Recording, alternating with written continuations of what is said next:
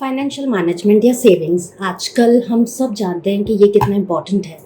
तो जो हमारा थर्सडे को एग्ज़ाम था आइल्स का, उसमें जो टास्क 2 का टॉपिक था वो इसी पर बेस्ड था कि जो हाई स्कूल स्टूडेंट्स होते हैं वो पास करने के बाद उन स्टूडेंट्स को फाइनेंशियल मैनेजमेंट के बारे में कुछ भी नहीं पता होता। They don't know anything about financial management.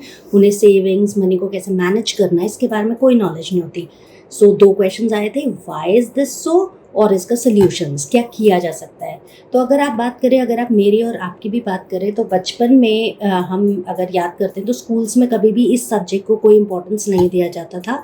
Schools में एकेडमिक सब्जेक्ट, क्लासिक सब्जेक्ट्स जैसे कि मैथ, साइंस और बाकी जो इंपॉर्टेंट सब्जेक्ट्स हैं वो या जॉब, वो तो सिखाए जाते थे, उन पर तो खूब एम्फेसिस किया जाता है। इवन अभी भी ऐसा होता है कि इन सब्जेक्ट्स पर बहुत ज़्यादा एम्फसाइज किया जाता है।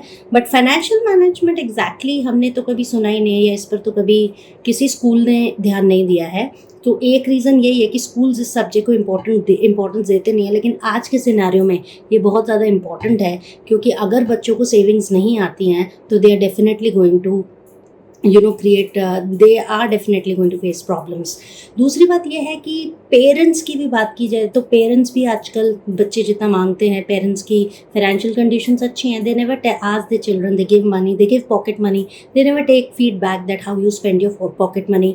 या पेरेंट्स जब बजट एलोकेट करते हैं तब भी वो बच्चों को इससे दूर ही रखते हैं। They don't want the children to be involve in this budget management. So कहीं ना कहीं ये भी एक इशू है।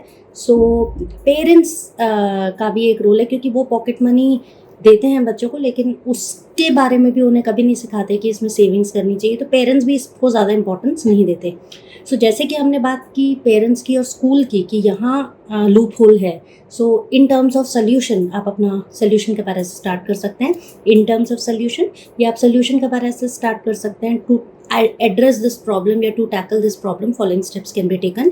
या to overcome this problem, parents and school can play a pivotal role. ऐसे आप अपना solution start कर सकते हैं। अब बात की जाए schools में, तो what I believe it is कि schools में there should be some importance given to these subjects. एक अलग से एक सिनेरियो बनाना चाहिए जहाँ पे इन सब्जेक्ट्स का इन्वॉल्वमेंट होना ही होना चाहिए स्कूल्स में।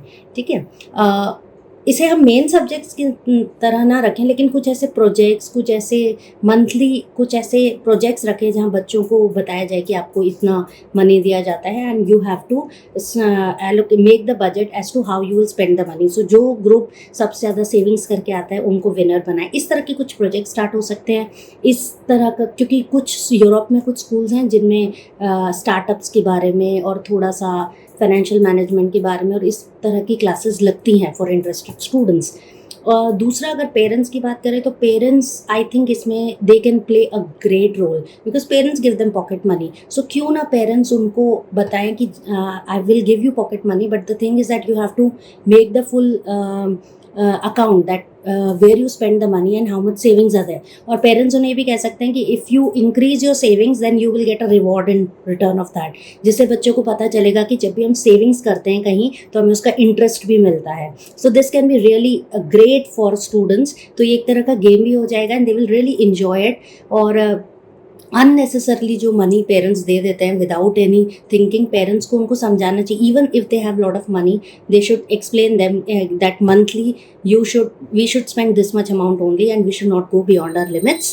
I hope this is clear to you. If you have any views, write it in the comment box. Thank you and have a nice day.